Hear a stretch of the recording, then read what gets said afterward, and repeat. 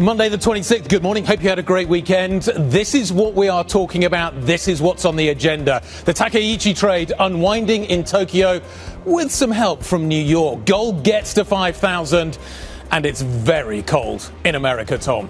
European futures are flat. The activity, of course, is focused on what's happening with the Japanese yen, with the dollar down around 0.9% versus the Japanese currency on those intervention risks.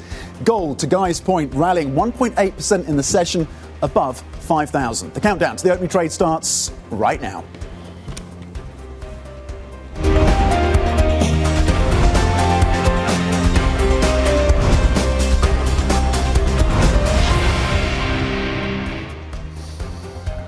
Good morning, everybody. Welcome to the opening trade. We have a busy week ahead of us. There's earnings. We won't lose sight of the Fed. That's the middle of this week. But let's start this week, top of the agenda, with the same subject we finished the programme with on Friday, and that is strength in the yen. Not weakness in the yen, but strength in the yen. Have they been building us up towards intervention? Will that intervention come, and will it come with friends over in the United States? Certainly our reporting suggests that the Fed in New York has been phoning around the trading desks asking, which suggests that maybe this comes with a little bit of intervention. This is pushing up the yen, is pushing down the dollar, which is helping some of the European currencies, and it's really helping the Korean won and not helping Japanese stocks. Is this a yen story anymore? Doesn't feel like it. It feels like a dollar story. It feels like everything else is going to now move around the fact that the New York Fed was talking to the market on Friday. If that's the case, how far do you extrapolate it? What does this mean in terms of volatility? If we see a significant depreciation of the dollar, is that something the new Fed is going to push and push hard? Are we heading to a Plaza Accord? The can of worms that got opened on Friday by the fact that the New York Fed was in the market, massive moment in terms of where this Trump administration takes its currency. It puts the Mar-a-Lago Accords back on the agenda, doesn't it? Is this a Trump administration that wants a weaker dollar, and what does that do to broader global risk appetite for US assets? Euro dollar, you were pointing out in our meeting before the show, closing in on 119. What does this mean for the earnings story of Europe as well? So the ramifications of this are significant beyond Japan. I was talking to Neil Sorahan, who's the CFO at RyanAir, just a few moments ago before Lizzie spoke to him in the green room, talking about the dollar. He spent half the conversation talking about the dollar. Every time the dollar gets cheaper, his planes get cheaper. He's hedging it forward. It's a big story for him. He's a winner, but there are going to be losers in the European earnings story. Yeah, absolutely. If your costs are in dollars, that's one thing. Yeah. If your revenue's in dollars, that's a different story. Precisely. In terms of the Plaza Accord, it is an interesting one, isn't it? Because does it make it a good time to do something like that if the market wants to sell dollars anyway, or at least is questioning the extent to which it wants to wind back exposure to US assets? Or do you not need it because of that dynamic that's happening in the markets? If this is all about weakening the dollar and some of the policies from the Trump administration are kind of doing that anyway, maybe that's as far as it goes. But anyway, this is moving FX markets. We have that story and others moving precious metals. Weaker dollar supporting the run-up in gold. What stops gold at this point? This is another catalyst for gold above 5,000. Are we looking at 5,500? Is that the next line for the yellow metal? Silver outperforming once again in the session today.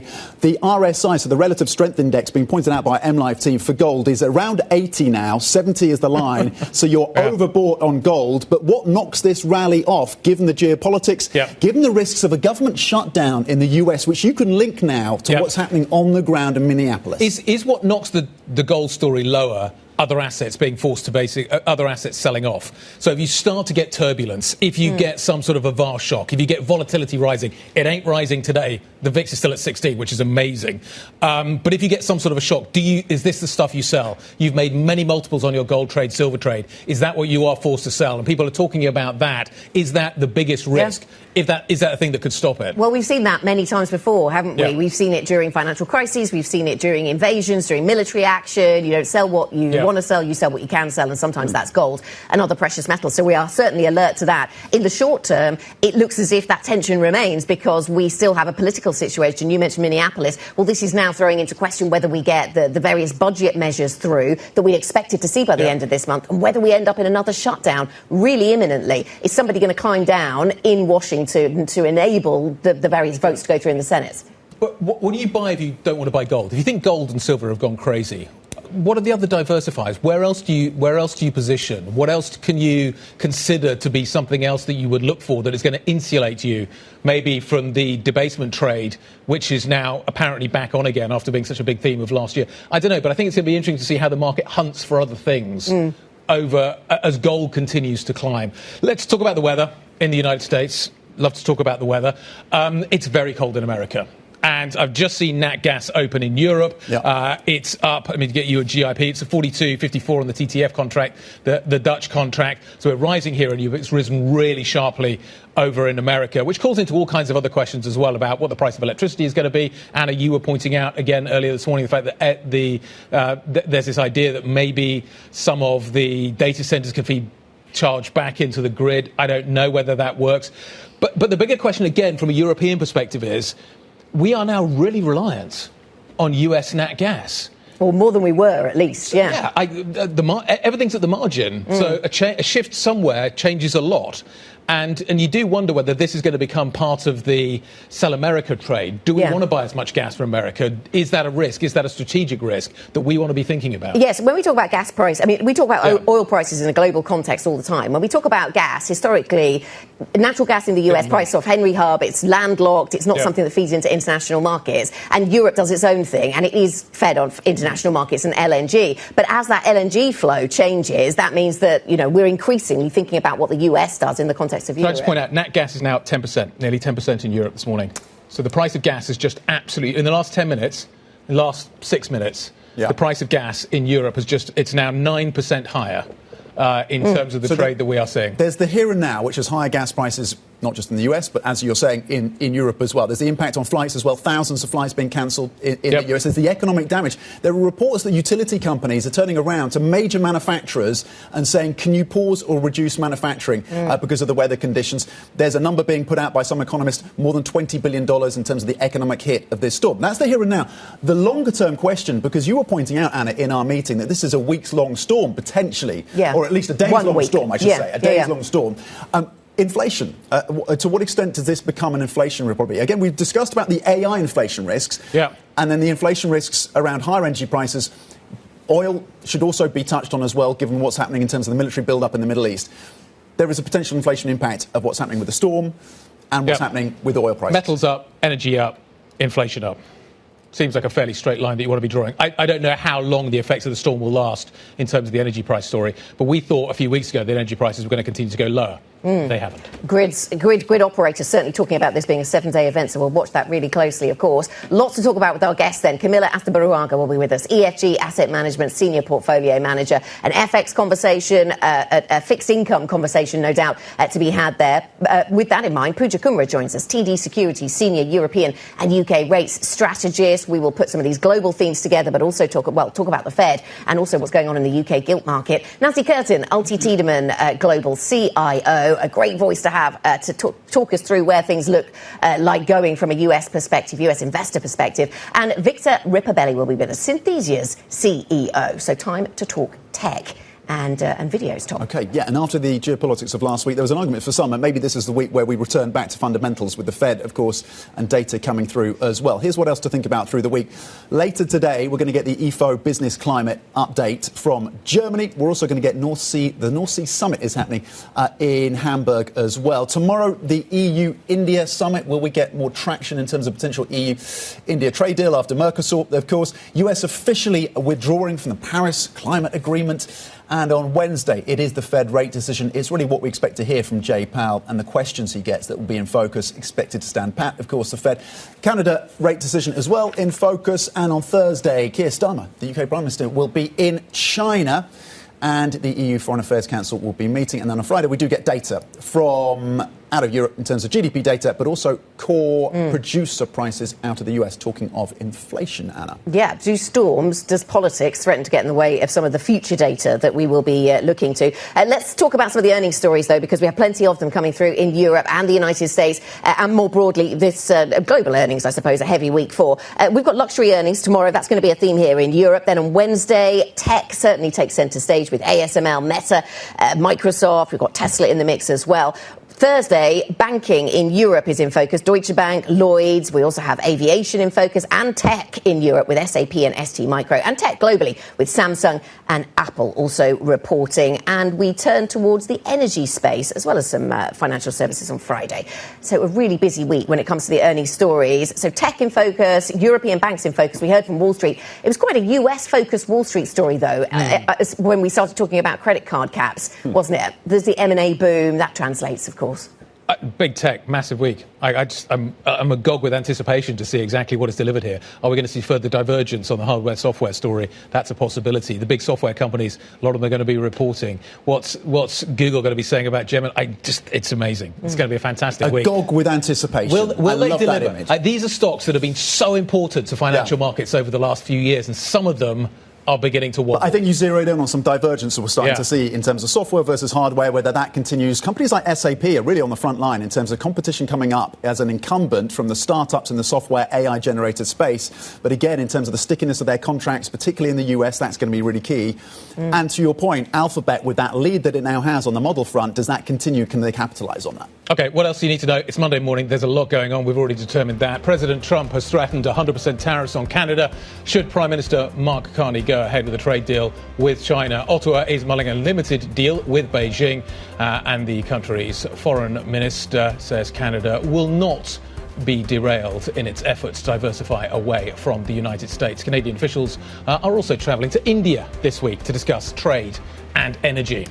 China is investigating its top general and Politburo member Jung Yo-xia on suspicion of, quote, serious discipline and law violations. The high-profile probe looks set to shrink the Central Military Commission to just two people, Xi and his deputy.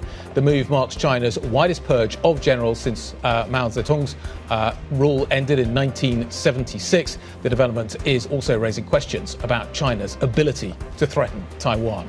And the British Prime Minister, Keir Starmer, and his Labour Party allies have voted against allowing the Mayor of Greater Manchester, Andy Burnham, to run as a Member of Parliament, which would have been a requirement to launch a challenge for the leadership of the Labour Party. Burnham is widely seen as a potential challenger to the Prime Minister should he return to Westminster. The gilt market is paying attention to this story. The gilt market is, and so we might see some movement on it when gilts open in around 45 minutes' time. And just as a reminder, we closed out Friday with two-year gilts up by nearly 5 basis points, and 3-year up by more than 5 basis points. So we could see some unwinding, particularly at the front end. And this has been a story that has moved the market. Why is he such a threat? Because he's seen as potentially more left-leaning, and he said things about bond markets that suggest he doesn't care very much about what bond markets think. And I mean, it's easy to say these things in the heat of politics, so you never know what people's real views are going to be. And he is somebody with a long history in politics. He was part of the, even goes back to the Blair administration. He ran for the leadership of the Labour Party. He's a successful mayor of Manchester, and he's seen as being on the left of the party with a lot of support at a time, of course, when there's growing and mounting pressure around Keir Starmer. Of course, local elections will be a key test, but the fact that he has, for now at least, been blocked could reflect in the gilt markets, because you did see some selling pressure when this news started. More spending. Last week. More spending, and whether that is the cure that is needed, that is the, at least, proposition from the left of the party, and the markets are acutely sensitive to that. OK. Well, that's... if it's not him, is it going to be Rayner? Who else could it be? Somebody else. Where's Streeting, who's seen as being on the right of the Labour Party? Streeting, I think markets would be quite comfortable with Streeting. Less so with Burnham, less so with Rayner. Can Starmer hold on is a key question through the May election. There's so many questions. And as we go through all that politics, and more widely for Europe, do bond markets respond differently to pressure to spend more on welfare than they do to pressure to spend more on defence, which is a subject we've talked about a number of times on this programme. Right, coming up on the programme, we'll keep an eye on Volkswagen shares at the open after the CEO floated the possibility of pulling plans for a US Audi plant due to tariffs. Plus, we will keep up with our US weather watch, of course, and check on European gas prices. We've already seen them up by 7-8% this morning. Up next, the Takaichi trade unwinds as the Japanese Prime Minister points to intervention possibilities. We're seeing the FX markets move, stock markets move. If you have questions, if you want to get involved in any of these conversations, IB plus BBTV Go, that's the function to use on the Bloomberg terminal. This is Bloomberg.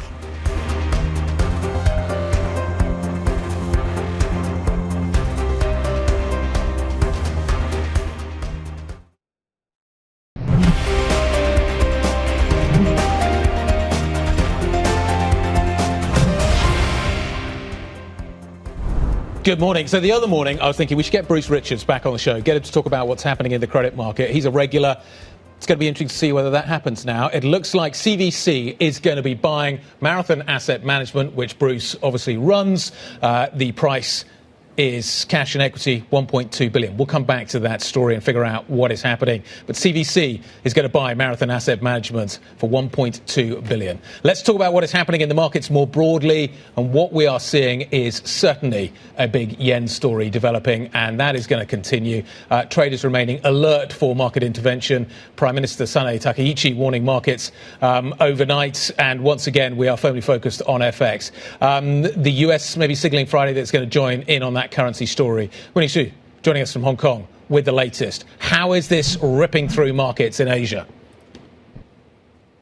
Yeah, so obviously we are seeing that the yen extending gains today on that intervention risk. Yes, the latest being Prime Minister Takaichi reiterating that the government is ready to take action on these speculative moves. And also with the finance minister saying that they're watching the currency with very high sense of urgency. And you can see the Japanese yen here trading at about 154 against the dollar. And it's the strongest level since November. And with that strong yen, it's pressuring Japanese stocks as well. As you saw, the topics here actually closed 2% lower with major drags from exporters, including Toyota Motor. Now, just flip the board and take a look at how the overall Asia market is doing, because as you pointed out earlier, it is actually this weaker dollar story that's playing out, and that is supporting overall Asian assets, including the MSCI Asia here, and also the Asia dollar index that we have both up about 0.4%. And with the gains in the local currencies, we are seeing that the Korea won leading gains here up about 1.6%, and the Singapore dollar is actually hitting its highest level in about 11 years. Now also flip the board and take a quick look at the minor sector, because that is also pretty much big our focus today, with the materials gauge here in our region up about 1.3%, and it's hitting its highest level since 2021. And obviously it is that surge in precious metals, including gold, silver, and the global demand for AI and defense spending, but also the weak dollar really driving that debasement trade, shifting funds away from U.S. assets. Winnie, great stuff. Thanks for the update. Really appreciate it. Winnie Xu joining us out of Hong Kong. This takes me to my favourite question of all time. Where does the buck stop? How low can the dollar go? Camilla Astabarraga joining us now, Senior Portfolio Manager at EFG Asset Management. Good morning. Good morning. Thanks for having me. Nice to see you. How low can the dollar go? Currency is definitely something that it's so difficult to have a view about. I think that this week the main impact will be the Fed. That's what everybody's talking about. I don't think that 95% of the market is expecting that they just pause. So I don't think that, most likely, and I agree, that they should pause for different reasons that we can talk about. But I think that maybe this week Trump will select... is it going to be Rick Reader? I think so. Okay. I do think so. Okay, say it's Rick. Say Rick gets the job. Yes. Is he going to push the dollar down? What does he do in terms of running the economy hot? How does this ripple into the trade that we're watching this morning? Which is... We're watching what's happening with Fed funds. We're watching what's happening with the dollar. We're wondering whether or not we are going to see the debasement trade continuing. Gold's on a tear. What does Rick Reader, if he gets the Fed chair, do to all of that? Of course, it's one of 12 votes. He will definitely try, and he has been very vocal about running the economy hot. He will definitely, if anything, I think if he gets elected, the market will price more rate cuts, definitely, maybe one or two more than it's already being priced. But there's a point where he's only, it's a commission, it's not only him and trying to do it. So, to be honest, I think that given where the inflation is, where growth is, where labor market is, there's a point where he will get more resistance about further cuts, because maybe it's already running a little bit too hot. Camilla, if you're wanting to play into this weaker dollar trend, or if you're wanting to get out of treasuries or at least reduce exposure to them, where are you going? Gold and silver get a lot of mentions on this programme. Are there havens or even just areas of resilience? Some people talk about EM in some areas, very specific cases. Where are you looking to hide out, if that's the right word? Yes, sometimes it's like a goalkeeper. Sometimes they feel the need that they have to move. Sometimes actually staying still and looking at where is your main base, which is investment-grade fixed income, is a good way to hide at the moment. The valuations everywhere are tight. So as risks increase, of course, the impact of those risks impact even more.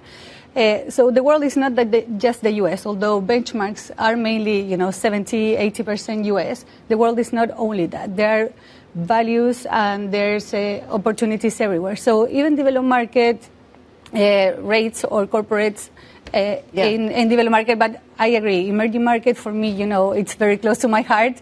I think that in the past, emerging market had a massive discount because politics, because weak domestic institutions, because of FX volatility. Exactly.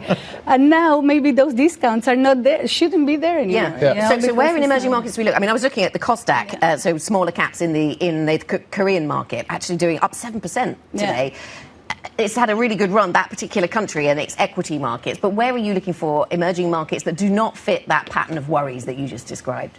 There are a lot more other countries in emerging markets that have more flexibility from a rates perspective and also valuations from a corporate perspective that still look okay, that their fiscal balance sheets of the government, or the overall balance sheet, not only fiscal surpluses, but also current account surpluses. So Middle East is interesting for us, it's high quality, most of them, and they still give you that more than you expect diversification domestically as well and value. Then in Latin America as well, I mean, I am from Chile in particular. I'm not touching the Trump for Chile, but what I'm saying is like there is more than just the U.S. and countries that they do have quite strong fundamentals that you can still get exposure to credit without adding too much risk. To be clear, headline, are emerging markets a safe haven now? Yeah, exactly. You can expect that. And this is what we said last time, and I got a lot of heat from it. But all those discounts that you were looking at, now actually they have shifted to the US, to developed markets. Too much debt, too much political instability. And actually EM now is looking like, whoa, we learned from that and we are getting, a better situation now.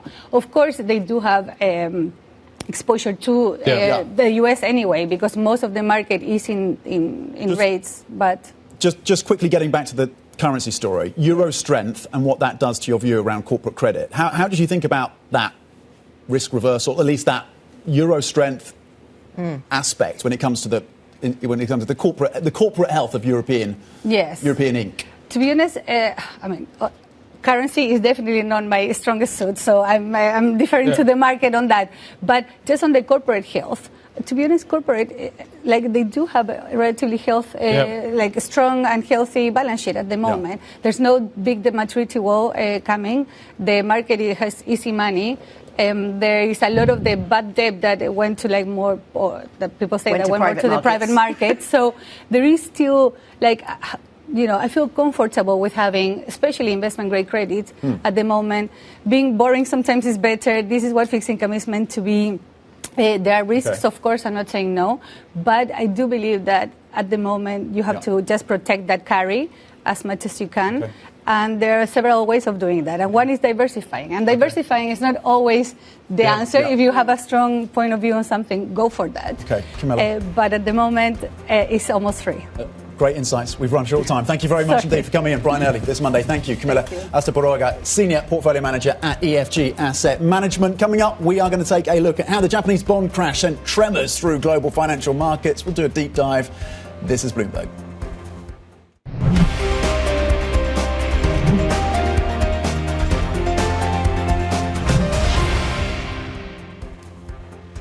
Happy Monday, 30 minutes from the start of the opening trade. European futures pointing modestly higher after a little bit of softness on Friday. Ended the week lower, of course, last week. Today pointing again to gains of just 7 points across the benchmark. FTSE 100 looking to add just 0.1%. CAC current over in France pointing higher by 0.1 as well. But really the activity is in the commodity markets once again, with gold and silver in focus, and of course currencies with the Japanese yen surging on intervention risk. And gas prices higher as well. So all of that could have an impact on the equities that are related to those commodities. Let's talk about the bond markets then. If we're getting any steer from Japan, it is certainly at the longer end of the curve that yields are a little bit weaker this morning, not at the short end, but certainly at the longer end. So we do see a little bit of weakness at the 10-year horizon, a little bit of strength at the 10-year horizon and some weaker yields for European bond markets. But really we're focused on what happens to the gilt market when it opens in around half an hour's time. Look forward to that. Politics certainly playing into that theme as well. Let's turn our attention back to the dollar. And the yen, it feels increasing like a dollar story. So we saw the big surge in Japan's bond markets yesterday, yields rattling higher, unsettling global fixed income markets. But it's not just fixed income, it's the dollar now as well. Today's big take looks at how investors have been frantically sending bond yields up to unthinkable levels in Japan and elsewhere. Ruth Carson, Bloomberg's chief correspondent for FX and the rates markets in Asia, joins us now. Ruth, Friday was epic. Friday was started off as a Japan story. We had intervention talk first thing, and then we suddenly get the New York Fed being involved. Let's talk about whether or not this is still just a yen story or whether it's a dollar story now. Epic is the right word for it, for sure. We saw incredible action in the New York trading session, and yes, it is a game changer. Having, even the hint or the idea that the New York Fed was involved, doing supposed rate checks with traders in Wall Street sends a signal beyond Japan. The US is on alert. They are concerned. They are watching currency movements. So absolutely, coming into the office, talking to traders this morning in Asia has been an interesting experience because people have had a weekend to soul search as well, going, okay, we were worried about yen before. Do we now have to rethink the dollar as well? So which is what you saw as soon as the opening bell rang in Asia. The dollar fell. And it wasn't just against the yen, it was against virtually every major currency in the world. Ruth, just walk us through the gainers in terms of the flows out of the dollar and into alternative currencies. Absolutely. So obviously, dollar yen is very much in focus for all the reasons that we've discussed. So yen has surged 1% plus against the dollar. That was a big one. But look at the euro. The euro has also been receiving flows. And, as well as obviously the pound, watch cable as well. On top of everything else, there are also the other so-called Asian currencies that are barometers to risk sentiment here. The Korean won, which we know has obviously been in the crosshairs because of tariff risks. That's been surging. The ringgit, the Malaysian ringgit, virtually everything. It doesn't matter if you're a mid-yielder, you're a low yielder, you're a high yielder. Basically, everyone is thinking, gosh, you know what? We really need to rethink the dollar here. So where are we today? Let's see what London brings us, also New York. Yeah, absolutely. So that rethinking on the dollar side continues. And do we need to continue to focus, as we certainly did last week, Ruth, on the JGB markets? Things are a little calmer there this morning, but what do you expect?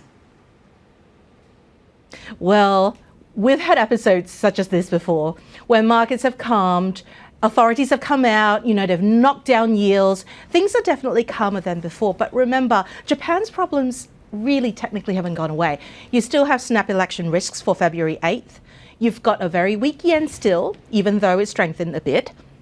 And you've also got inflation and a BOJ that rates traders are arguing are behind the curve. So technically, even though there is soul searching out there, people are game planning, what this could mean for the dollar if the New York Fed's involved.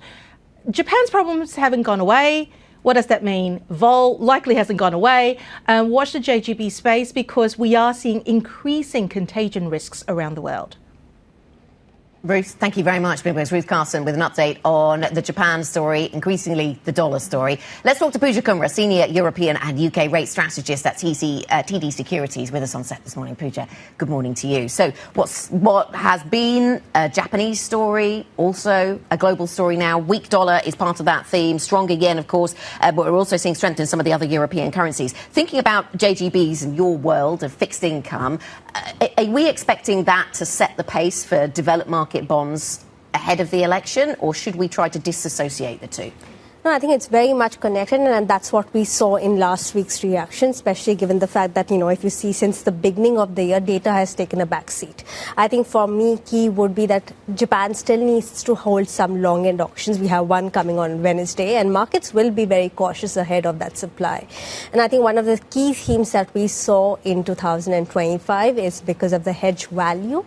There was a lot of non-domestic buying of long-end JGBs. For example, for US investors, they were still getting 1 150 basis points to 200 basis points pickup in actually buying JGBs and swapping back to dollar. So there are lots of global funds that are involved, and when de-risking happens, we know it impacts all the curves. And that's why if we see any steepening, it's making its way across the globe and not just Japan. So it's become the center point of attention for our clients as well. It has. And is the BOJ behind the curve in the assessment of TD Securities? And are you expecting quicker pace of rate hikes this year? We're not looking for much quicker pace, just given the fact that if they do something to currency, even the long end also blows up, right? So I think at this stage, they are looking more towards what comes in terms of fiscal when it comes to after the elections, as well as look at the inflation wage data. So we are still looking for a hike in April and basically looking for a 1% neutral. Pooja, which sovereign debt markets are most vulnerable to what happens in Japan if we see a further run-up in yields at the long end, and which are most resilient? I think UK is vulnerable to any stress anywhere. I think that's why, because there are lots of non-domestic holdings of gilts. So I do feel that gilts come in a very risky way in terms of how it trades. US, again, I would say less so in case of Germany and France, just given the fact that Japan is actually holding less of European debt. So that's why it makes, how Japan used to hold the entire French government debt is no longer the case. So I would say it's more of US and UK, but US has its own criteria in terms of how it works, its domestic reasons to function. But I think UK gets more vulnerable to any selling flow across the world. Do gilts rally today on the domestic news around the left-wing mayor of Manchester not being, at least in the near term, in the race to take over from Keir Starmer? I think there's definitely some relief for markets, but we also need to see the kind of response we get from the other Labour MPs, right? But what Keir Starmer has done right now is basically avoided the pain for himself, because all eyes were on him for the May elections right now. So I would say in the near term, yes, it's positive for gilts. We can undo the kind of trading that we saw last week, but everyone knows that May election point is still coming, and that makes gilt market fragile more towards Q2. Which bond market is leading at the moment?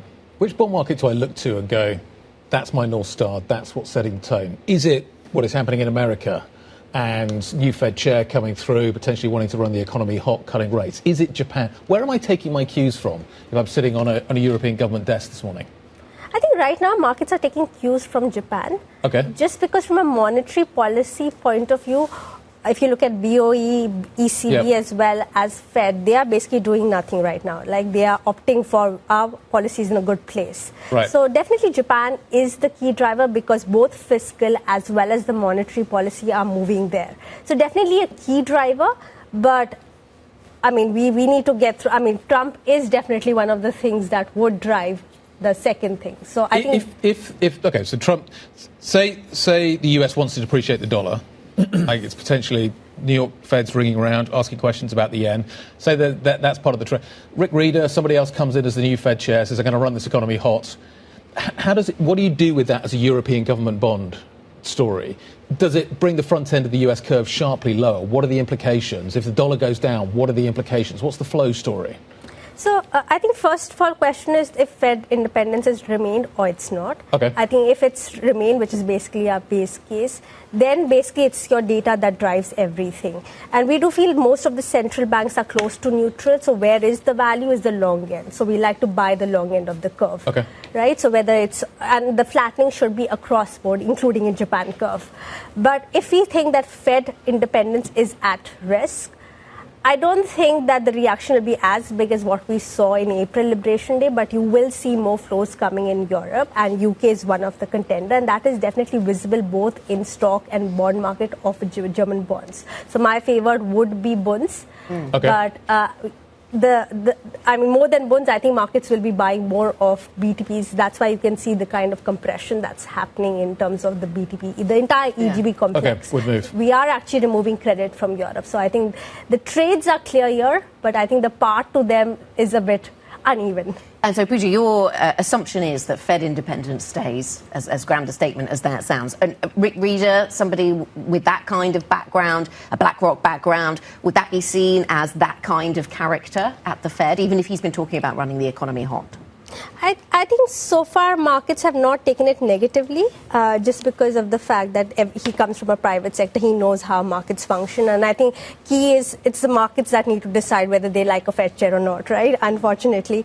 So I think one of the key things when we look at Fed is the entire council, and I think the entire governors that are also going to be in the committee. And if we see this year, the voting is shifting more towards the hawkish side versus the dovish side. So I think if you have that kind of trust in the people also in the committee, I think that reduces the question of whether Fed independence stays or not. I think the Lisa Cook case basically tells us that, right? Yes, and maybe the Supreme Court ruling more the story. Yeah.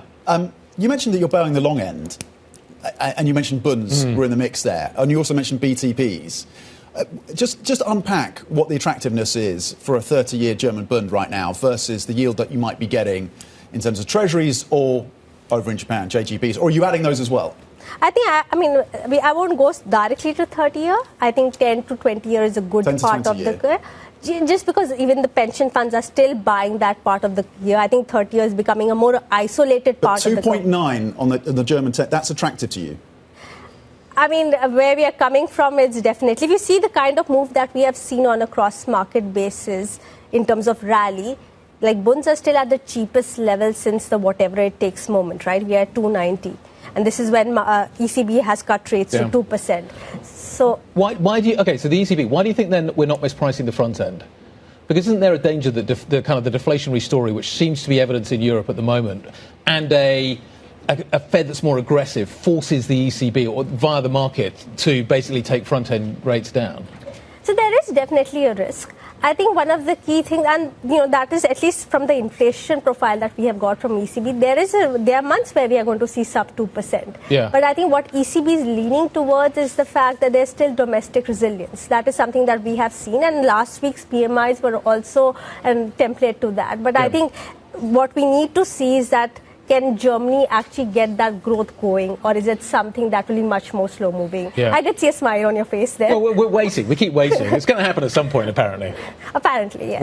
We'll see. Pooja, nice to see you. Thank you very much indeed for coming and seeing us. Pooja Kumra, Senior European and UK Rate Strategist, joining us from TD Securities. Up next, has Elon Musk given RyanAir a boost? It's been good for bookings. I think it was something that kind of fell in our lap, and that we were able to, I suppose, have a bit of fun out of. But it's pretty much behind us. Good marketing out of it. It's two big idiots having a bit of fun with each other. Are they planning to meet and talk? Look, no. OK, we're going to talk RyanAir. We're going to talk all the other stocks that are moving this Monday morning. That's coming up next. This is Bloomberg.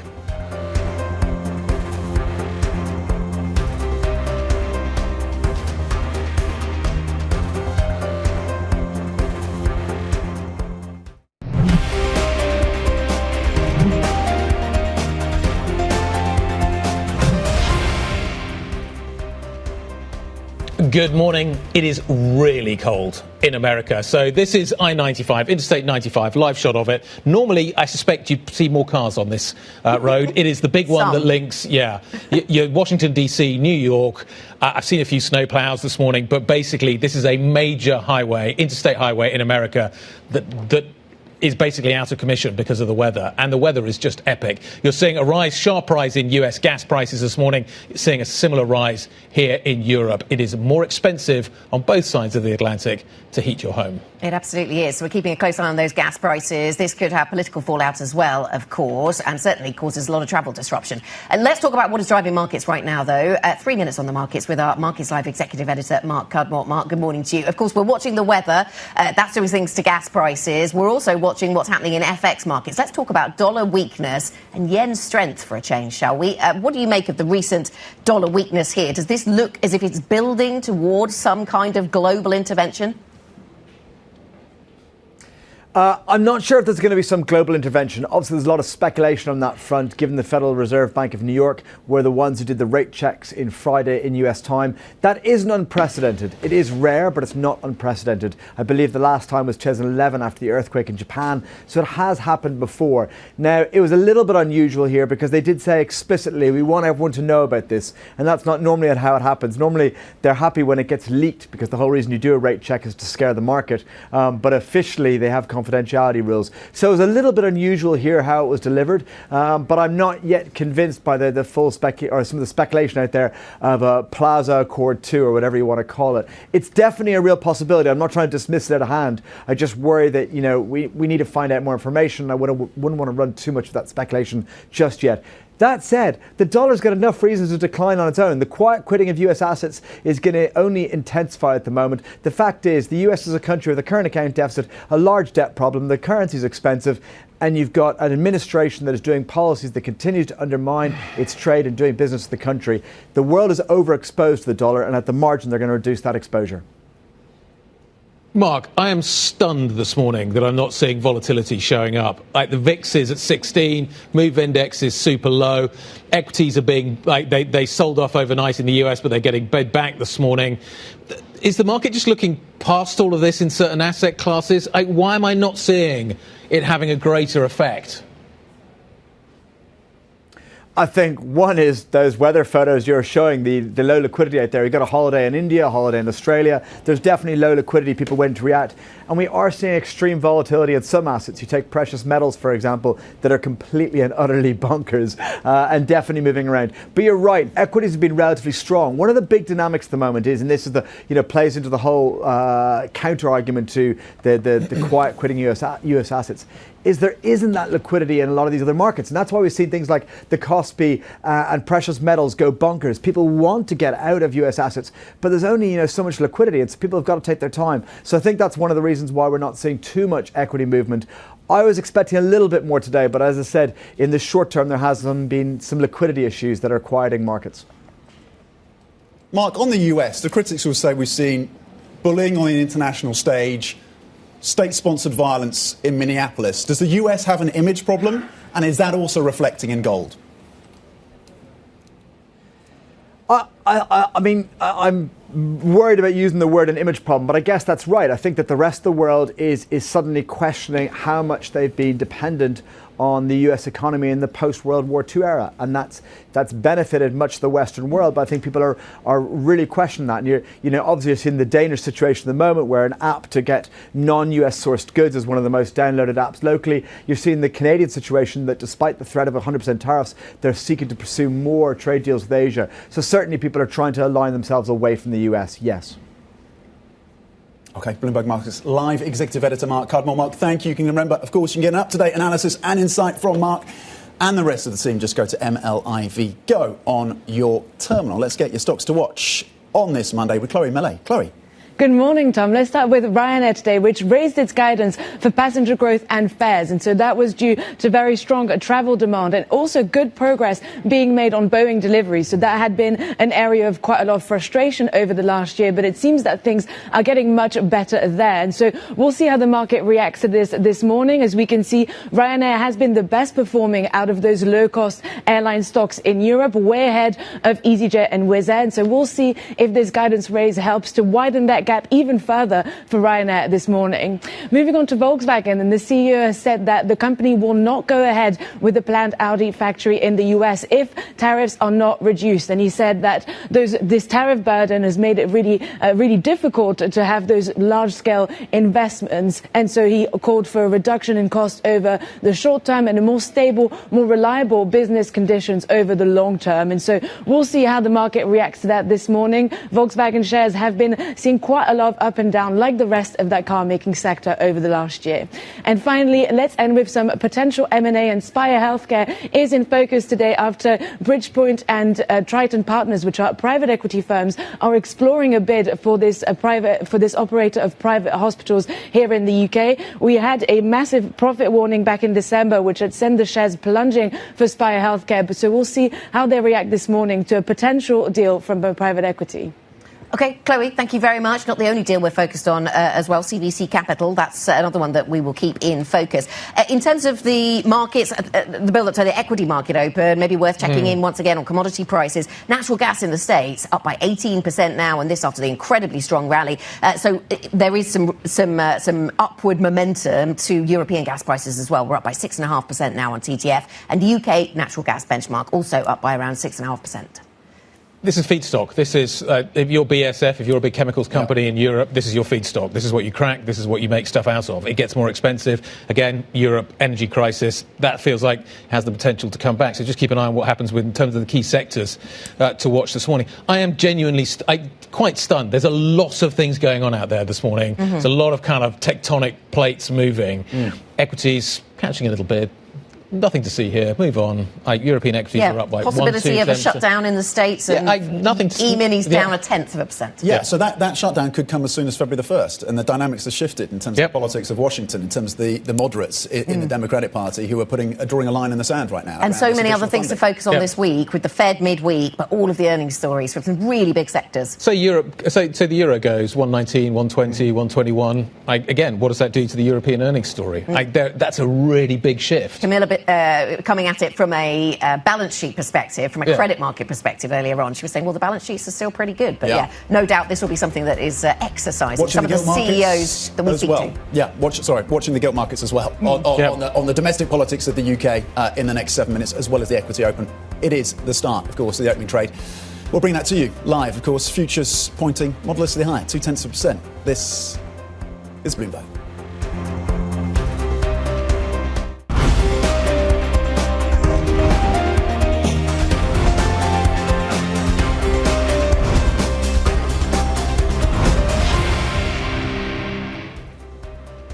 Monday morning, good morning. Some days, equities are the epicenter of the action. Today is not one of those days. The bond market, what's happening with currencies, gold, all kinds of other things happening in other asset classes. Equities feel like a price taker, not a price maker.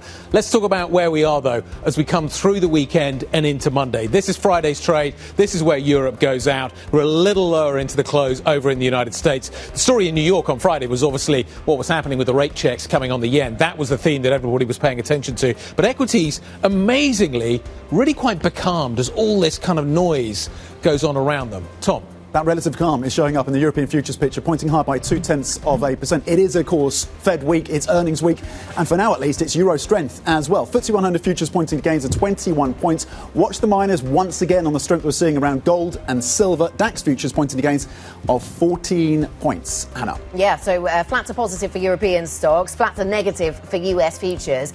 In amongst all that, let's have a look at some of the individual stocks and the sectors that we're watching. Miners could be in focus. For some businesses, buying gas is important, so as a result, anything connected with the gas price should be in focus today, as the gas price in the States really flies. Here in Europe, up by around 5% right now. Anything to do with precious metals also in focus. We've got the silver price up by 5%, which is almost not worth mentioning because we see the silver price up so often, so much. Gold price is up by 2%, so a lot of reasons to buy precious metals, it seems. We'll watch anything connected with that. RyanAir in focus on the back of their numbers. They have lifted their passenger guidance. Will some of the other guidance look a bit cautious? That seems to be what some of the analysts are saying. And VW also in focus, as they might not go ahead with a planned Audi factory in the US, all to do with tariffs, Guy. OK, yeah, that story around tariffs and Trump and everything else seems to be, again, rippling through these markets. Let's talk about where we are this Monday morning. FTSE 100 up by less than 0.1%.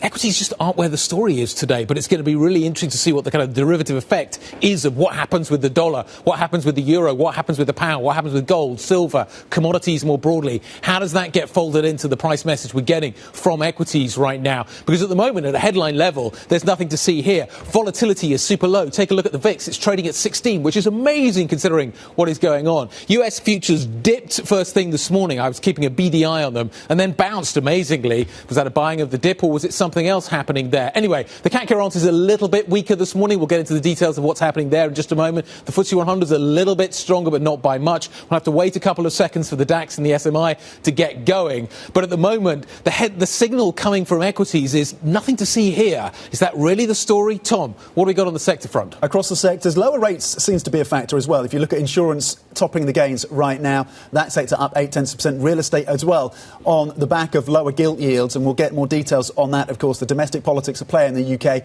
and gilts at a bid. So up 0.5% on real estate, basic resources gaining 0.5 as well. Again, the copper, the gold and silver story. On the downside, consumer products coming down 0.5%. Autos taking a bit of a hit as well.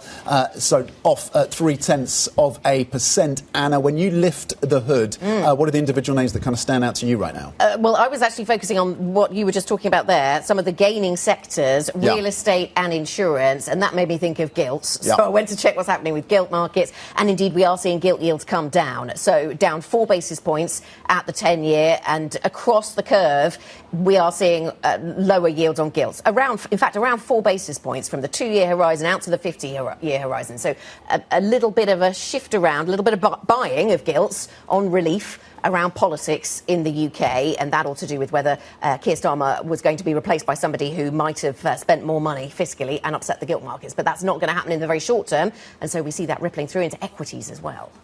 Absolutely. In terms of what we're getting, there are single stock stories. Energy and sort of that whole theme seems to be certainly part of the narrative that we're watching so carefully here in Europe this morning. What is the impact of a higher gas price in terms of the European energy story more broadly, and specifically key components like chemicals? Where are we going to see that rippling through? So it's interesting to see what we're seeing. You certainly got the energy names higher on the back of that trade. Yes, absolutely. And some of the airlines, in fact, weaker on the RyanAir news, perhaps. RyanAir itself down by 0.7%. Let's talk to Nancy Curtin, Global CIO at Alti Tiedemann, and the perfect voice to give us a bit of a transatlantic perspective of what's happening in a really busy week for equities and every other asset class, no doubt. We seem to be at a bit of a standstill on stocks this morning, Nancy. US futures pointing a little lower, European futures pointing a little higher. A lot of things to wait for. Guy's been talking about volatility being low in various asset classes. Are you also surprised that we're not seeing more volatility around these markets? Not really. Look, there's a very big week ahead with the technology earnings. I think, Microsoft will be hugely important in that regard as a read-through to what happens in Alphabet and Amazon next week, and frankly in NVIDIA. So you've got that. You've got threats of the government shutdown, which maybe is no bad thing. In other words, I think we all saw the video over the weekend. Graney seemed to be holding a mobile phone, wrestled to the ground and shot 4 times. So what's happening here is I think the Democrats and many Republicans have united to say enough's enough. We don't want to fund ICE in its current form. So we'll probably see removal of the ICE budget from Department of Homeland Security in the passage of the government. I think one thing about President Trump, he recognizes when the wind is not at his back.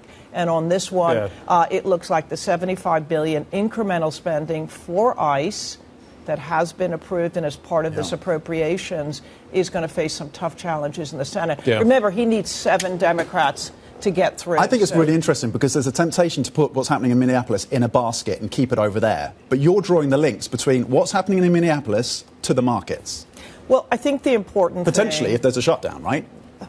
I don't think there will be a shutdown, to be honest with you. I think what will happen is the Senate recognizes they don't have the votes. They take out the Department of Homeland Security, which they can do. It then needs to go back to the House, which, remember, approved the 6 bills last week, because any change has to go back to the House. Removal of the Department of Homeland Security, or at least ICE. You can approve the Department of Homeland Security's budget and remove ICE subject to further investigation of what's going on. It's interesting. The Journal's leading with a 5-minute conversation they had with the president overnight, talking about, and he feels like he's backing off a little bit. He's talking about a full investigation, which is different language to what we've heard from other parts. That's what I think the Democrats need to see. No one wants a government shutdown. Okay, we've been through this before. We've gotten used to relying on alternative sources of data, but it's not good for the government employees. It's not good for the image of the United States, blah, blah, blah. So I do think there's going to be some resolution here with respect to the ICE budget in particular being removed. But if it is, it needs to go back to the House. Okay, and in the midst of all of of that, or if that can be worked through and we don't end up in a shutdown situation, then, Nancy, you are still pretty positive on stocks globally. Are you positive on US stocks? Is it much wider than that for you? Where's the focus? First of all, we have diversified portfolios. So we have things that will protect, like gold and private markets, which we think can provide a lot of resilience. But we also have equities as well. So on the equity side, yes, earnings ultimately drive markets. The earnings expectation for the S&P 500 this year is 15% for 2026. For small and mid cap, it's moved up to 16+%. So we do think there's a lot of earnings momentum in the United States. The economy is very strong. At the moment, it's going to be firing on multiple cylinders: fiscal, monetary policy, consumer investment spend, net trade improving. So there's a lot to like about the United States. Plus, the tech sector, I think, will be still a contributor to enthusiasm. But your question was, do we like other parts of the world? And the answer is yes. We have leaned in. Are you leaning into a sort of de-dollarization or not so much? No, we have leaned into emerging markets by way of example. Why? You've got two things you've got to like about emerging markets at the moment. You've got some very, very significant technology companies in Asia which trade at lower multiples than the U.S. tech sector. Take China, Korea, Taiwan by way of example. Lots of things happen in Korea in robotics, which I think is a super interesting longer-term trend. And then you've got commodity prices heading higher, and that's Latin America. And maybe a little bit different kind of political situation after Venezuela, which could be good for Latin America. You take those two things together, emerging market earnings we expect are about 22% this year. We have leaned into emerging markets. So yes, we do see the broadening trade, small, mid-cap, emerging markets. We do think it will be a broader year beyond the tech sector. Nancy, on Europe, do we have to reassess our earnings forecast given euro strength? You know, I think we struggle to find the earnings growth in Europe on a broad-based basis. Look, the defense sector will continue to do well for all the reasons we understand. The bank earnings look pretty strong in Europe. But overall, I think we have leaned more into emerging markets than we have into Europe. You know, from a U.S. investor perspective, they do look at Europe. They're going to look at the earnings. They're going to look at some of the top-down growth challenges associated with, very large amount of bureaucracy and regulation. We haven't seen the big trillion-dollar fiscal stimulus packages, et cetera. So there are some challenges around Europe as well. And emerging markets, I think, will benefit from fund flows. What is you mentioned tech in the US. You think you're confident that continues to deliver. How have you adjusted your thesis around AI and tech? So we're underweight the Mag 7. So tech is no longer a monolithic 7 stocks. You need to own them. They're very, very different stories. We're going into an earnings season this week. We've got Microsoft, Meta, Apple, and Tesla. Completely different stories. All four of them, by the way, down year to date. I think, as I said, Microsoft is the most important because the read-through in terms of all of this Gen AI expenditure, to the extent that it accelerates, revenue growth and earnings, that will be seen in terms of the cloud. And the cloud expectations for Microsoft are up 37%. If it delivers, I think investors are going to read across to Google Cloud, Alphabet, as well as to Amazon, AWS. And that's positive. And that is, I think, ongoing support for Gen AI. But Gen AI, we think, is much bigger than the Mag 7, broad need across the sector, and that this year will be diffusion of Gen AI applications across companies of the economy. If I'm a euro investor, am I going to lose money in America if I put money to work there this year? I mean, the dollar, if it continues to decline, and I think... Is it going to continue to decline? There's some positive things. Yes. I know it's hard this morning yes, to focus on feel this. Like it. But the trade deficit is improving. Take a look at what happened in October. We went from $100 billion a year ago to $29 billion. That's dollar positive. On the other hand, you've got a lot of psychological elements of where people are like, okay, I need to have a little bit less U.S. dollar exposure. What about exposure. the Fed cutting rates aggressively? And you have the Fed. The Fed cut aggressively. I don't think they're going to do anything this week, okay. Once Rick Reader becomes the Fed chair. I think Reader would be a brilliant choice. Why?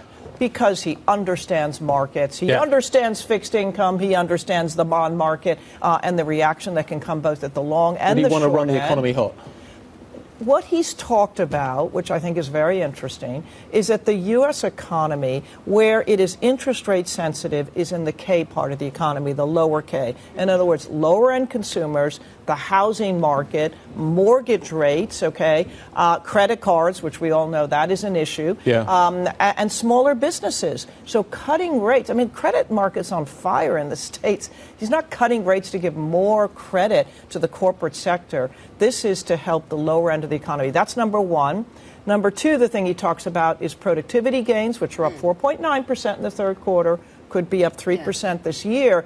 Are we entering a different kind of productivity supply side in America, in which case maybe we won't see the level of inflation and maybe the job market will continue to moderate. So there's a lot about what he says that I find quite interesting. Right, so if he cuts rates to help the lower part of the K, it could risk overheating the top part of the K, but you're saying that maybe not because of the way the US economy is evolving and technology and AI, we don't know. This is the Greenspan trade, though. Does it work twice?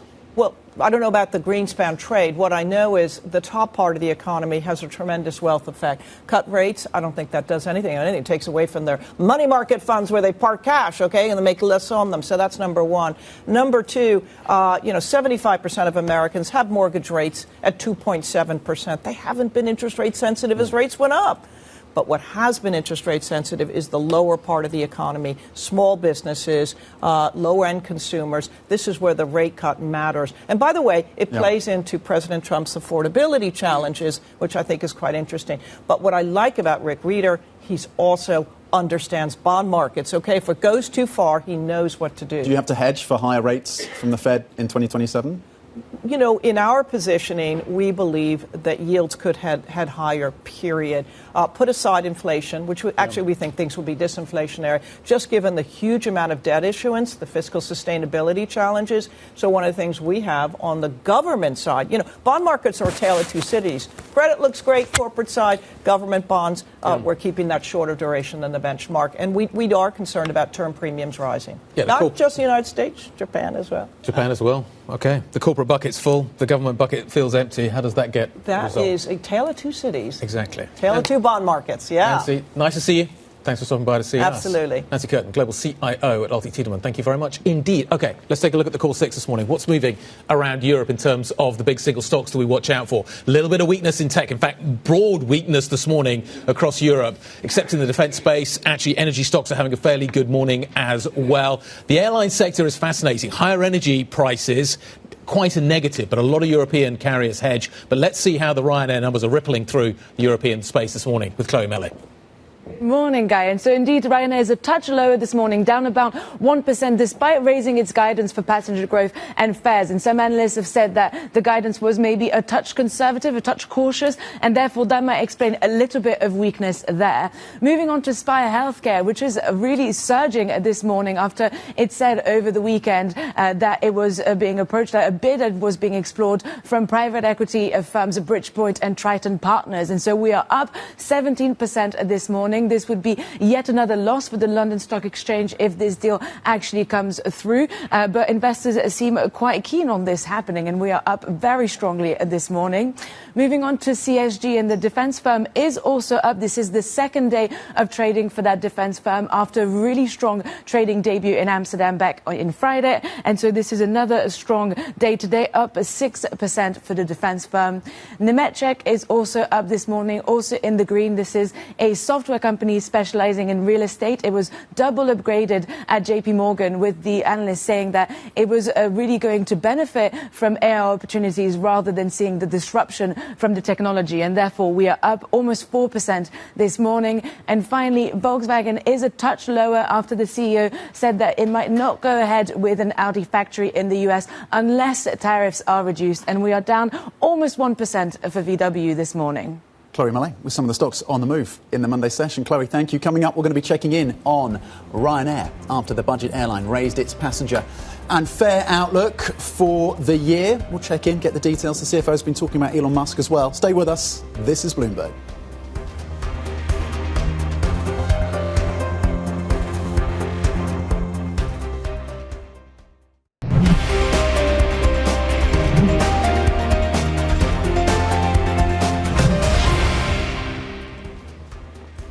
Welcome back to the opening trade. 18 minutes into Monday's session, and this is the picture on European equity markets. Actually, Guy, looking pretty mixed. Stocks Europe 600 up by 0.2%. The FTSE doing okay. A lot of that's to do with mining and interest rate sensitive sectors, which seem to be doing okay on the back of lower gilt. Just considering the maelstrom, the storm that is raging in so many other asset classes, gold through 5,000, Japanese bonds, what's happening with the currencies, gas kind of moving really rapidly, energy.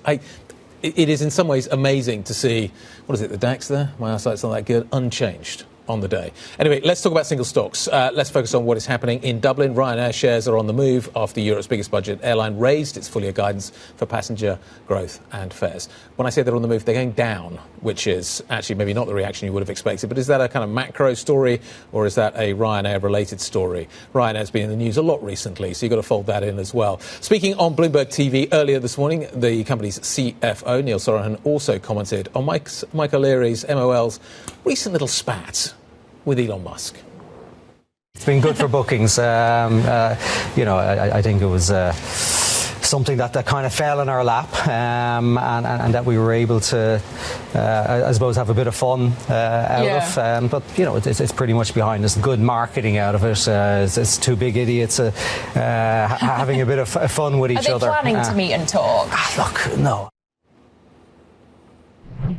Michael O'Leary apparently wants the spat to carry on, so we'll see what happens on that front. But apparently they've just had the best 2 weeks of January bookings they've ever seen. Kate Duffy reporting on the stock this morning, joining us around the table. Good morning.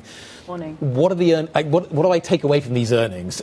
Are the earnings the focus, or are there other things that I need to be talking about? The earnings are the focus this morning, as well as the spat with Elon Musk, but we can come back to that later. So the main takeaway was that the outlook is looking positive for RyanAir. So fare guidance is up, passenger growth target is up, and that the latter was a metric that they actually raised in November from 206 to 207 million passengers for the full year in 2026, and today they've raised it again to 208 million. So we're seeing this increase in demand. It's also off the back of constrained capacity in Europe as well. Lots of airlines are struggling to get aircraft in, and the supply chain continues to be tight. And they also mentioned early Boeing deliveries as well. So that's really lifting their outlook for the rest of the year. Well, yeah, Kate, you talk about Boeing, you talk about the capacity constraints. Have they resolved? How much progress have they made in terms of getting those Boeing aircraft delivered? I mean, compared to this time last year, it's a really positive outlook for them. This time last year, they were really criticising Boeing for late deliveries. That was putting a real burner on their growth targets going forward. Now we're seeing the opposite. They're increasing their growth targets. They're really happy with Boeing. They're seeing progress there in the factories. They're happy that the fact that there's these second flight test phases for the MAX 7 and the MAX 10, and also the ramp up for the fourth production line at Boeing as well. So the communications there with Kelly Ortberg and his customers. So it was a real positive sign from RyanAir this morning on Boeing.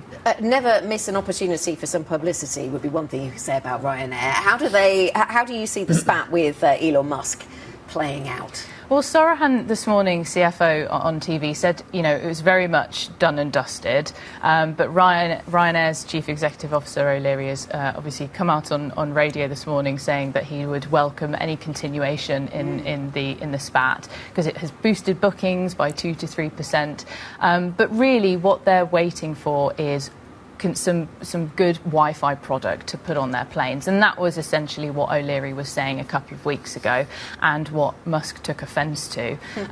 It could escalate. It depends whether Musk is prepared to post more on his social media platform X, and it depends what O'Leary is prepared to put up with as well. But they are both very outspoken CEOs, as we know. Unpredictable characters. Exactly. Yes. The two big idiots sale is how RyanAir framed this. Yes. And it sounds like they want to lean into it. Maybe if there's more. O'Leary does. All right, O'Leary does. selling a lot of seats. Lent into it. It was really interesting. I was talking to Neil in the green room, and he was talking about the dollar a lot.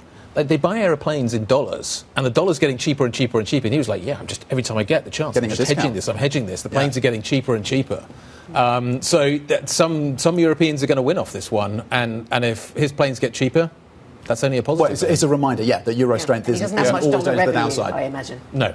Not a great deal. Kate Duffy walking us through the numbers from RyanAir. Thank you very much indeed for that update. Speaking of airlines, a massive winter storm, of course, hitting the US Atlantic coast on Sunday, forcing more than 17,000 flight cancellations so far. European natural gas prices also extending their year-to-date rally as storms across the Atlantic cuts US LNG capacity. Joining us for more on this is Bloomberg's Priscilla Azevedo-Roja. Priscilla, we're seeing a tick higher in natural gas prices here in Europe. How sustained do we expect that to be? How much of an impact longer term could this have on European gas prices and our consumption of US LNG?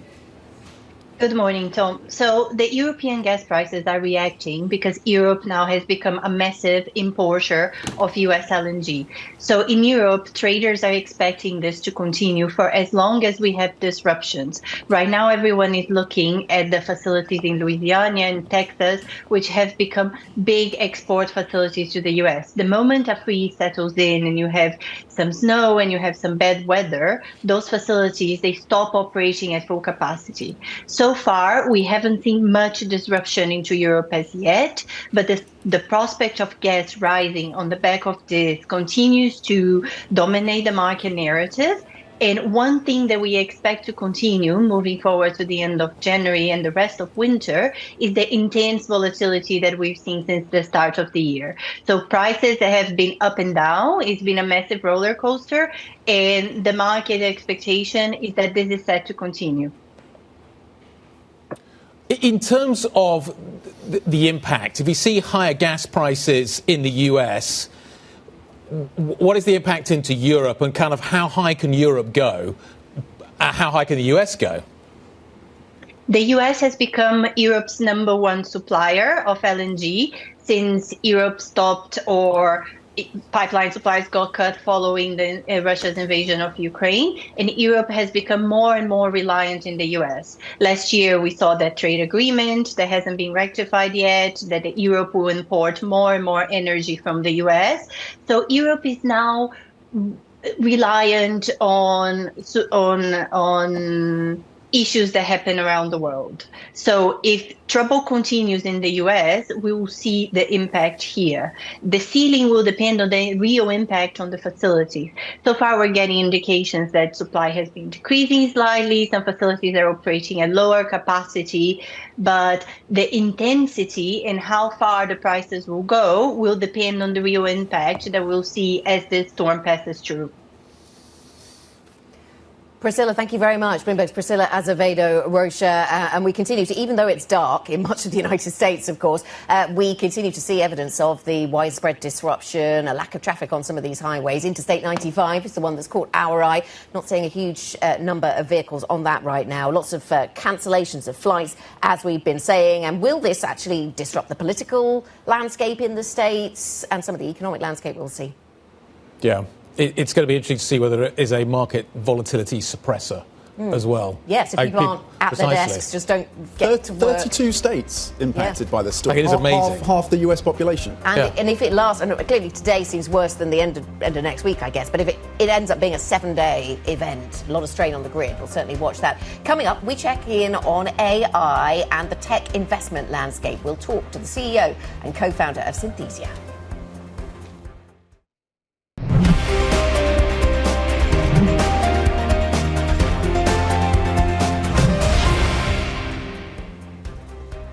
This is the opening trade. We're 30 minutes into the Monday session. Good morning and happy Monday. Across the European equity space, very modest gains of 0.1%. You lift the hood on a sector-by-sector basis. Some strength coming through for banks, basic resources, real estate on lower rates or lower yields, I should say, when it comes to gilts. They are bid.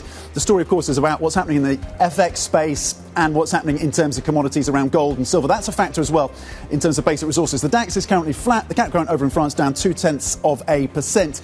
The FTSE 100 in the UK just up 11 points so far. Guy. I am struggling this morning to kind of get a sense of direction from equities. Price takers, not price makers this morning in the equity market, it feels like. 328 up, 255 down. Volume is very, very light. Is that to do with what's happening in the States? I don't know. Or the fact that nothing is happening in equities. Single stocks, we've got a few. We've got a takeout story in the UK. More takeout stories in the UK. Spire is up by 15%.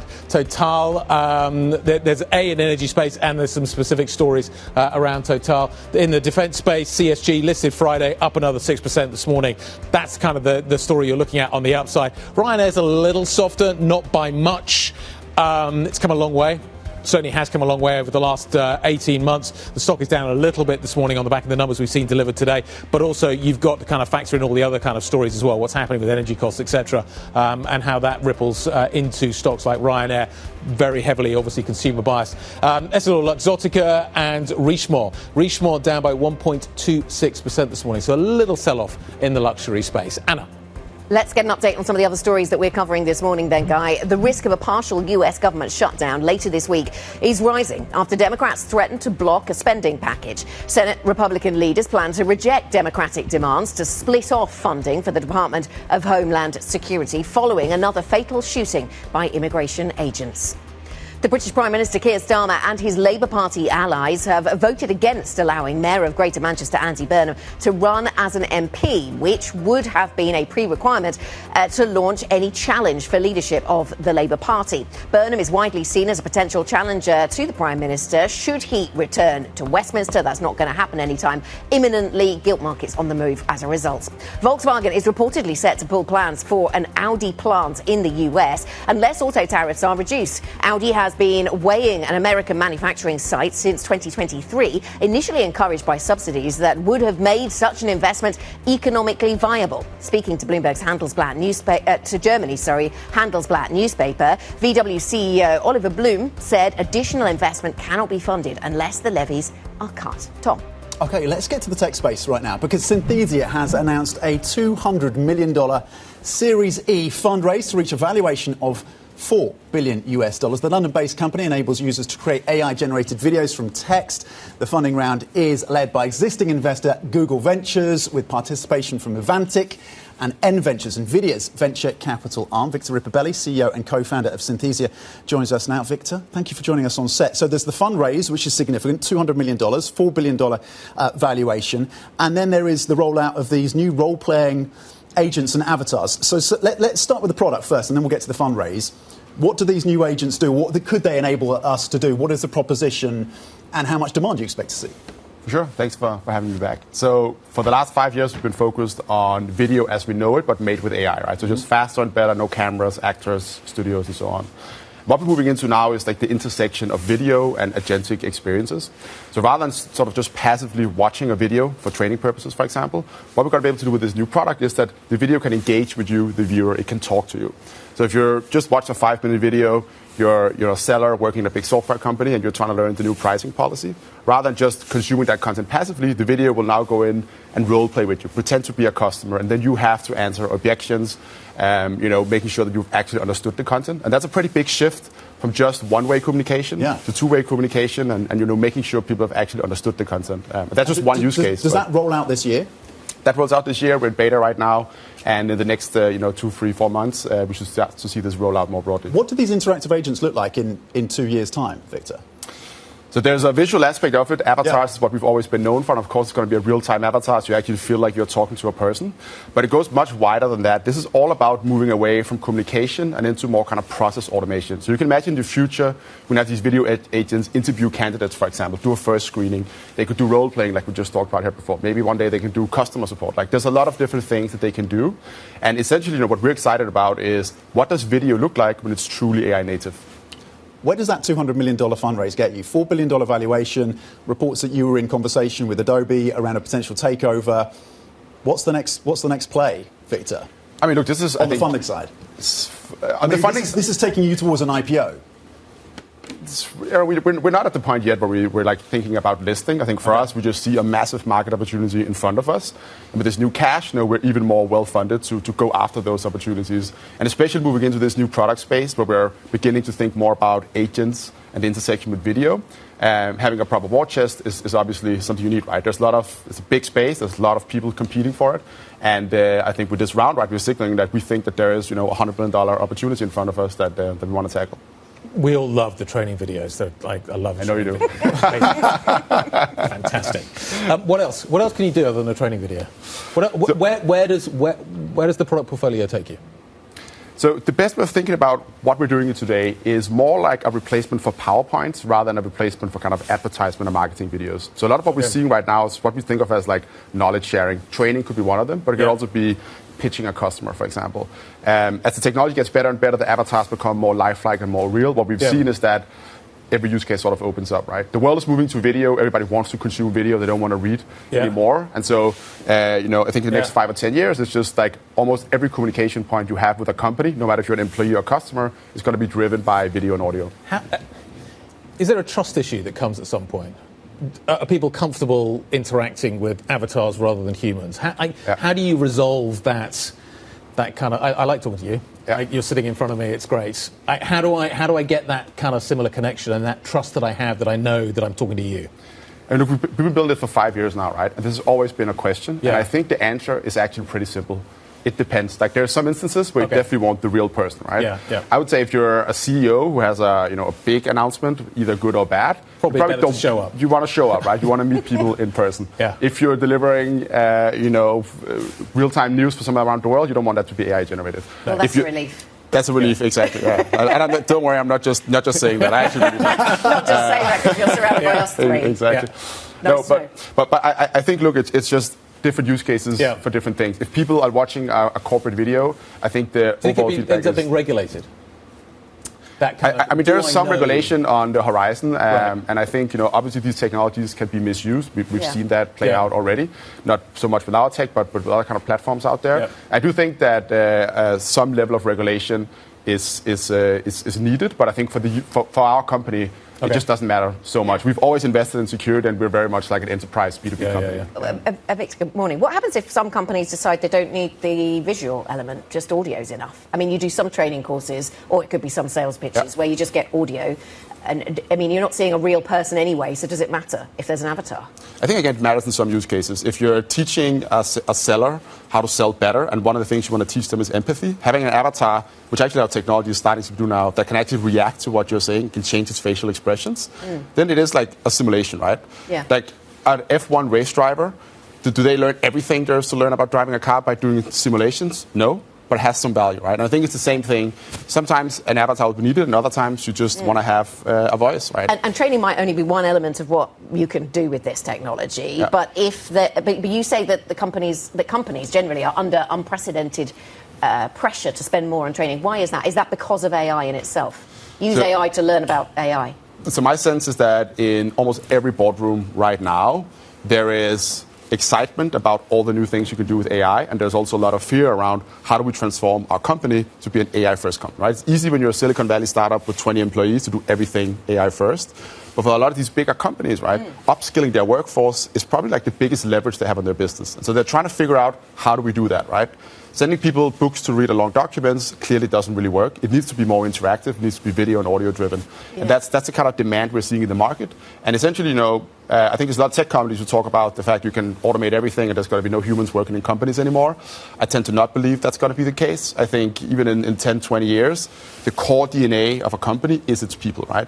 And we want to help the enterprise upskill their people so that they... That's a company thought, isn't it? 10, 20 years. But that does chime with some of the things we've heard from some of those companies that do AI implementation, that where it's fallen down at this very early stage has been around people and around their inability to adopt, to skill up. There's so many pilots going on right now, right, where people are trying out new things.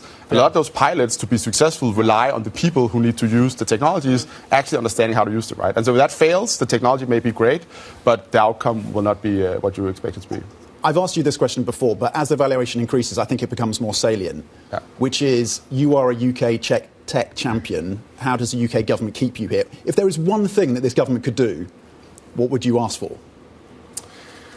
I think we're seeing movement in the right direction. I still think there's the same structural issues around how much do pension funds invest in growth equities and venture capital, et cetera. I still don't think that the kind of capital markets here are ideal for growth stage companies.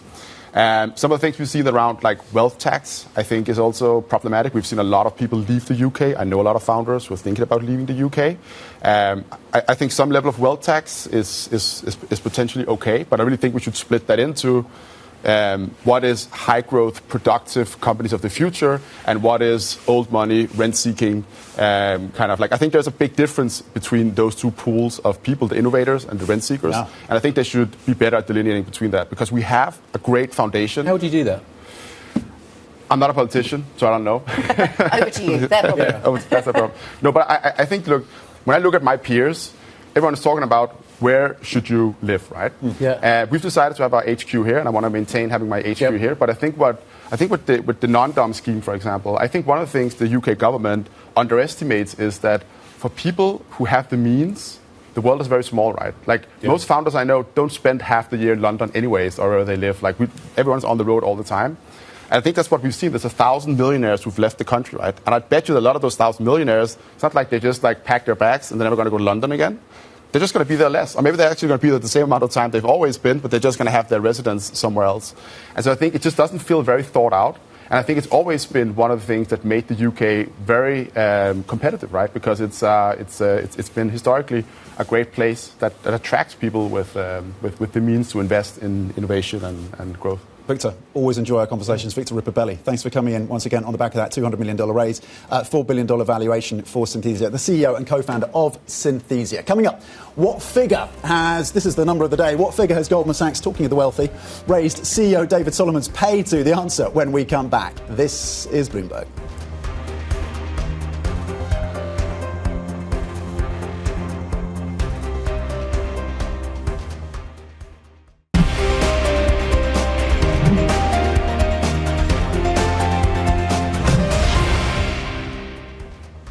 OK, before the break, we asked what figure has Goldman Sachs raised the CEO, David Solomon, of course, and his pay to? The answer, Goldman Sachs boosted David Solomon's pay to $47 million. Billion would be nice, wouldn't it? $47 million, I think he'll be happy with that. $47 million, his biggest award ever. A filing has revealed that the board handed Solomon a $2 million base salary and $45 million as a bonus in the form of shares, cash and carried interest. The figure came in higher than the $43 million awarded to JP Morgan CEO Jamie Dimon. Under Solomon's leadership in the last year, Goldman posted record revenue in its banking and markets division and record management fees in its asset management business. Solomon's pay now in line with Guy Johnson's. Guy. Not this Guy Johnson. There must be another Guy Johnson. Let's talk about what is happening in the markets this morning. That trading story that Tom's just been referencing. The yen is strengthening. Traders remain very much alert for market intervention. Prime Minister Sanae Takaichi warning markets about that. We also had the big story Friday. The New York Fed checking desks on pricing. Bloomberg senior editor Brian Fowler joining us. What is the latest? Because we've just had another move, it looks like. So what are we hearing?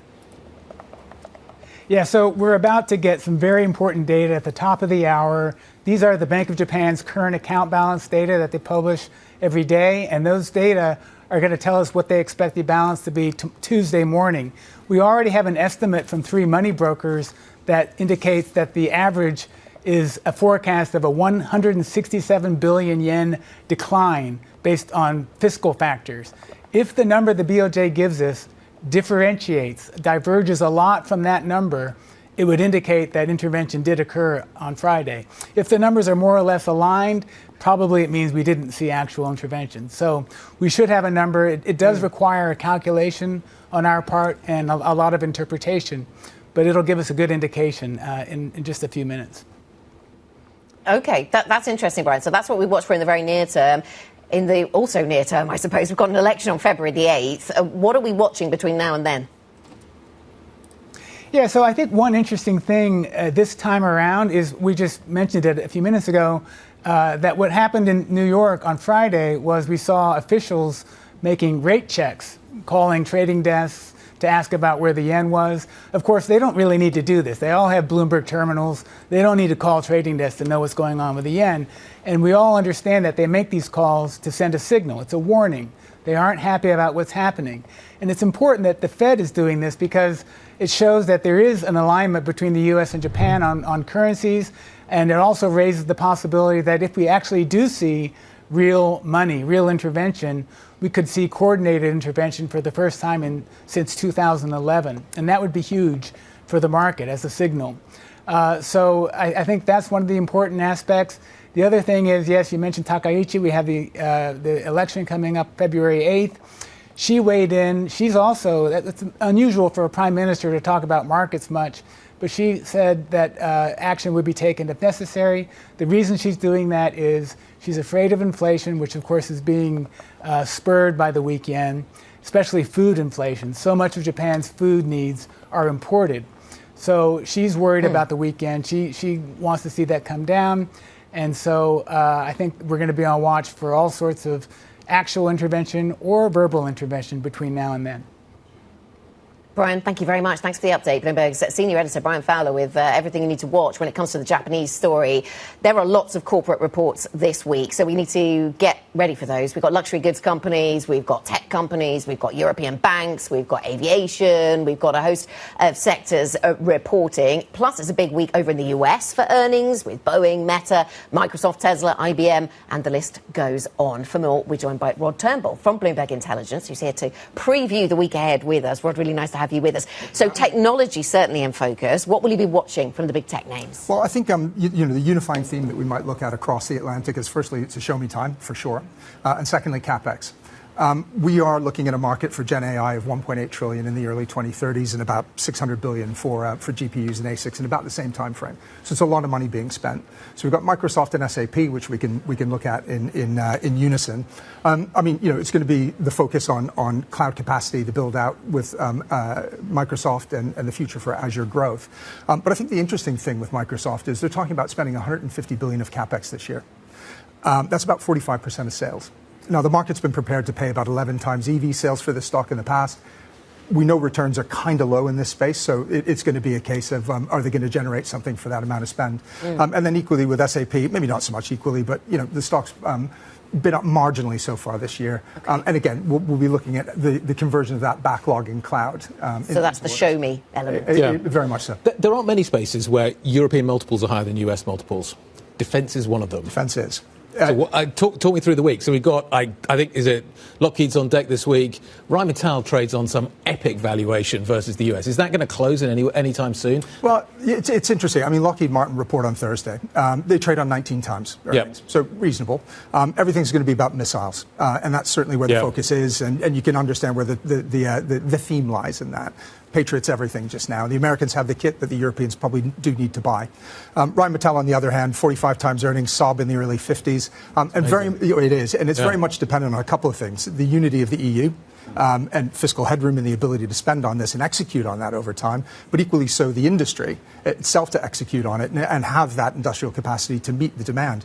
We know demand's there and we know that growth is being factored in, but can they deliver on that? And I think that's the thing that we should be focused on as they report. From defence to the pharmaceutical and drug space, is it more of a tariff story, or is it a pipeline story, or where is your focus when it comes to big pharma? Well, interesting, as we go into next week, we've got Novo and Lilly, so two big key bellwethers in the pharma space, both sides of the Atlantic. They've been duking it out, haven't they? They have been duking it out, and they're probably going to be doing that through the first half of this year.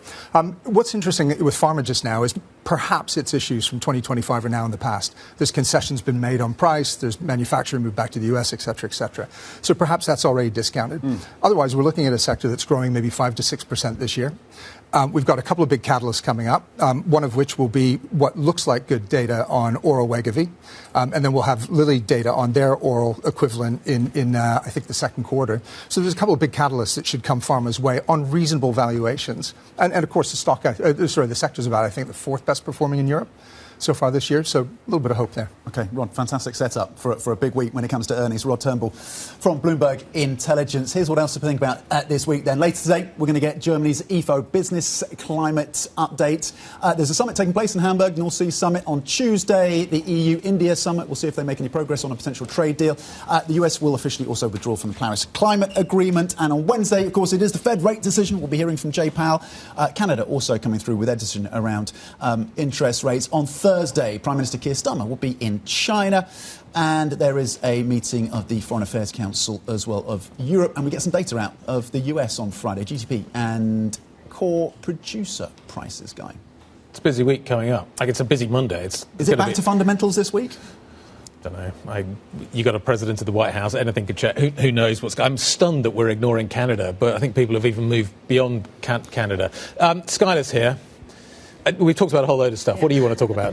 I think probably the most interesting thing this week will be the Fed. Yep. Because we have all of the shutdown data now. Yep. I think on the aggregate, it's come in on the strong side. So if you look at something like the Economic Surprise Index, that's positive in the U.S.